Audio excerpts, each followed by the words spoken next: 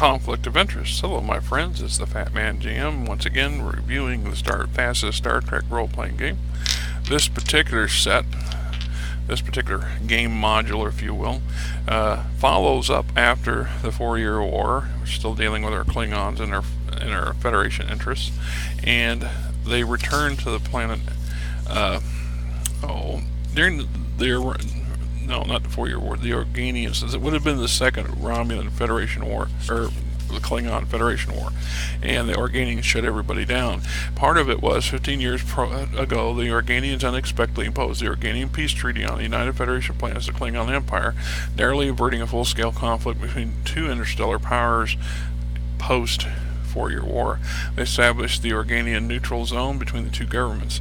They also set up an experiment to determine once and for all if whether humans and Klingons colonists could live and work together peacefully for any period of time. Thus, they settled on Sheridan's world deep within the neutral zone. Now, 15 years later, the colonists must decide on which of the major powers they wish to give their alliance. So, you are going to pursue this from one of two angles. You're either representing the Federation and you're a diplomatic team sent to assess the situation and to convince the colonists to side with the Federation and become a Federation member. Or you're from the Klingon side of things and you're a liaison team being sent to convince the colonists that their best interests lie in joining the Empire and following the Klingons' way of doing things. So the journey begins. Federation delegation begins on board the USS Hornet, Constitution class cruiser. Assigned the mission, given the USS Impala an unarmed Greyhound class warp shuttle to travel to Sheridan's world. The Klingon liaison team is also nearby on the Klingon as members of the Klingon Diplomatic Corps, assigned to Sheridan's world aboard the Rampage, a D7 class battlecruiser. They're given the Intimidator, a small speedster class warp shuttle, and transfer players to the planet.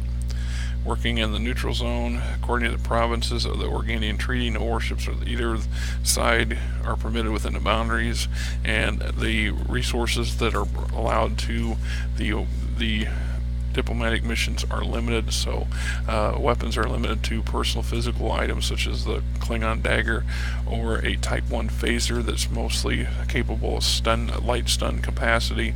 The Federation is denied the use of their science tricorders because those have the ability to be overloaded, and similar situation for the Klingons. Then we got working en route. The teams received several communications from the planet from various people. It says once team shuttles are 10 hours from the Sheridan system receive a series of subspace messages. Following are text of these messages in order of the transmission. First one, Thaddeus McDonald, co-monarch of the Sheridan's world. We're pleased to learn your intended arrival of our planet 1500 hours local time. However, be advised current conditions make formal visitation by outsiders unadvisable. We respectfully request you terminate your mission immediately. We advise you when the circumstances are more favorable. Ideally, they keep getting these requests to go away. Don't come here. We don't want your company. And then, when you get there anyway, assuming you press on, the company of King is official welcome, greeted by heated argument by somebody who wants you to leave, local hospitality.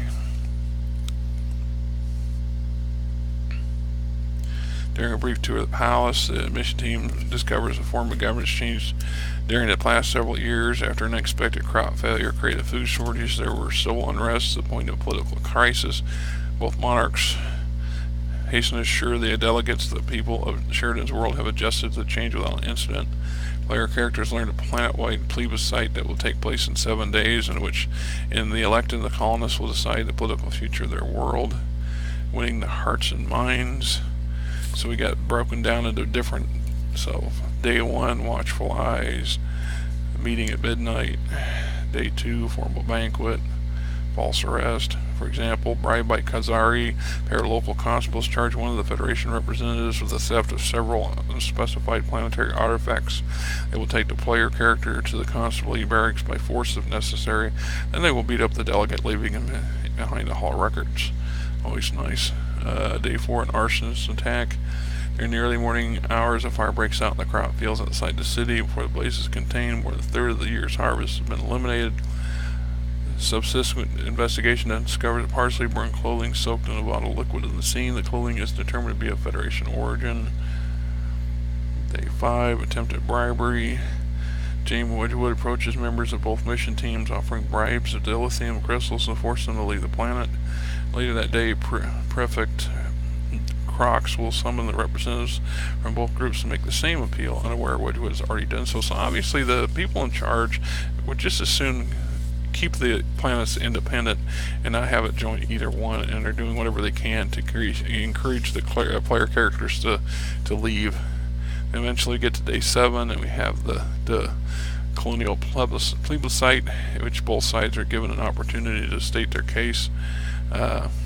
Background information, Federation delegation, the Klingon liaison team.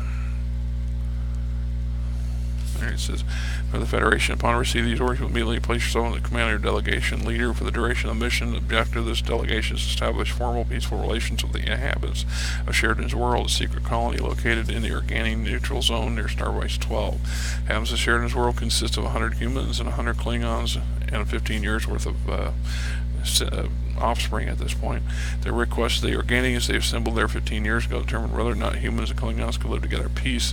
The Organians now open up the planet to the outside world for the first time since its founding. Your team will assess the level of success, if any, of this experiment, determine to what extent the colonists require assistance from the Federation, and evaluate the current wishes of the local population. With these objectives in mind, the following are provisions of your assignment.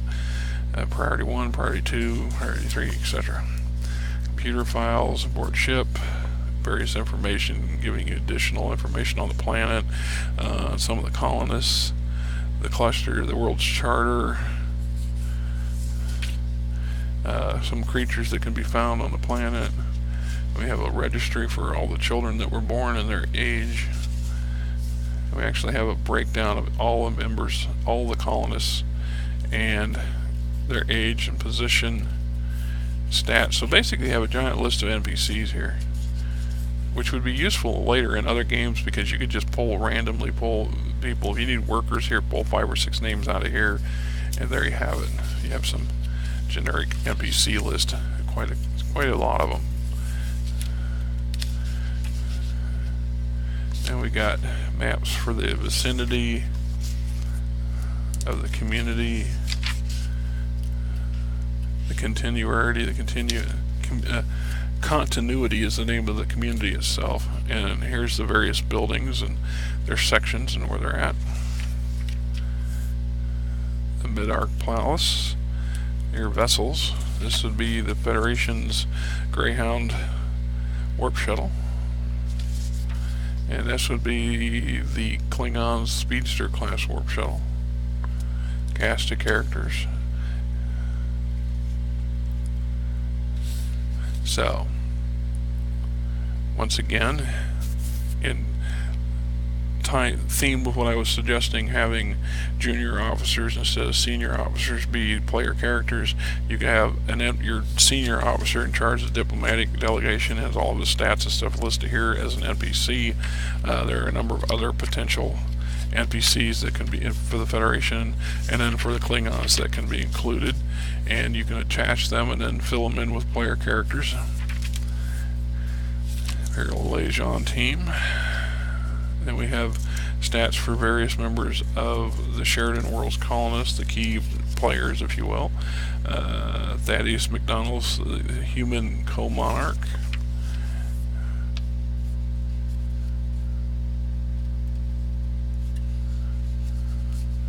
Carbera Pseudopolara McDonald, the civilian who is an administrative assistant.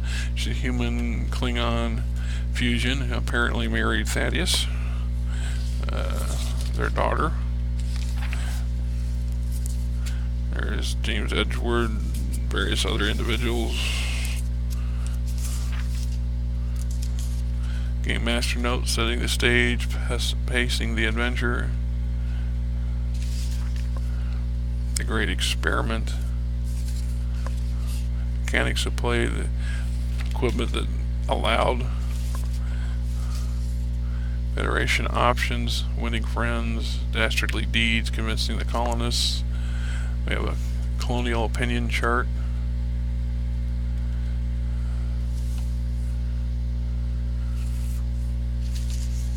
Adventure outcomes, random events and encounters, new player skills, Organian intervention, adapting to existing campaigns. So, there you have it. Conflict of interests.